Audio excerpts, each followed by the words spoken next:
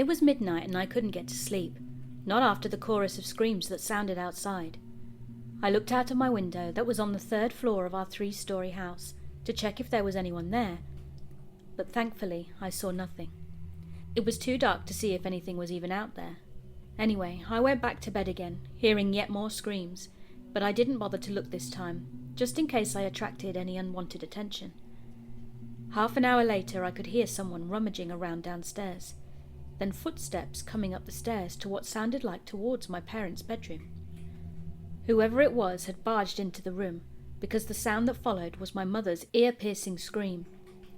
I could hear the snarling and ripping of something out of this world. The screaming eventually stopped. Then there were more sounds of stumbling feet continuing out through the door.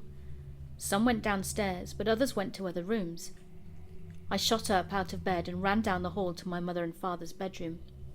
There was blood on the door that hung ajar, and it looked like the door had been nearly ripped off from its hinges. I pushed the door open a little more and saw no one in there. Just a blood-soaked bed and no sign of my parents. I closed the door and went to turn around, but froze. My breathing hitched as I could feel another presence behind me. A low-pitched growl came from behind my head as I turned around, as precariously as ever, to be right in the face of my mother. Wait a minute. Mum? This was not my mother. My mother had ocean blue eyes and long dark brown hair. She had a small petite nose and $1 million smile. This thing in front of me was far from that. This thing had midnight black eyes, and her brown hair was matted on top of her head with wet blood. The side of my mother's neck had a huge chunk taken out of it, and the blood glistened from the small amount of moonlight that managed to peep through the blinds of the window. "Mum?" I asked, my voice shaking. She growled in response, then raised her nose high in the air to breathe in my scent hungrily. My mother then screamed and lunged at my small body. I cried out as she tackled me to the floor. I tried to grab for something but was held down by my mum's surprisingly heavy frame. Her teeth snapped just millimeters away from my face. She then went for my neck, but I managed to hold her back. She clawed at my face with her fingernails, eventually drawing blood. I got a hold of a lamp on a small wooden table and smashed it across her head, the force throwing her off of my shaking form, and I was able to quickly stand up. My mother was lying motionless on the floor, blood seeping out of a gash in her head. She wasn't breathing. I started crying hysterically. I just killed my own mother, I thought. My beautiful, loving mother. Hyperventilating, I ran back to my room and shut the door behind me. I frantically looked for my phone, which I had left on my dresser, and I called 000, but all I got was a recorded message. "Crap," I exclaimed, throwing my phone on my bed. I ran my fingers through my hair, my mind yapping away.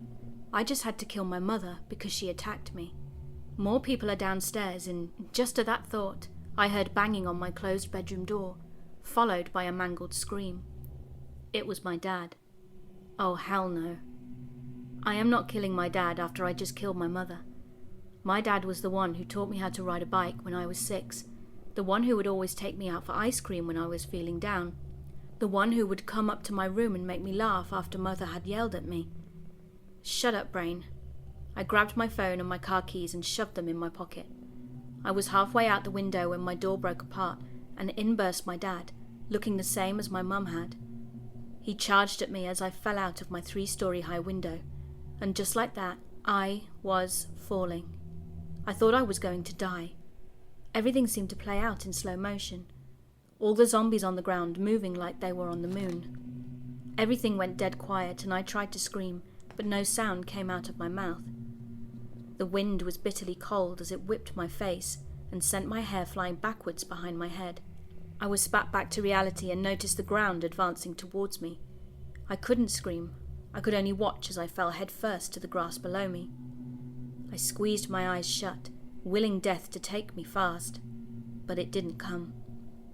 I smashed down onto the grass in the front garden, and the oxygen was swept from my lungs as I desperately tried to breathe. My ears were ringing and I couldn't hear anything.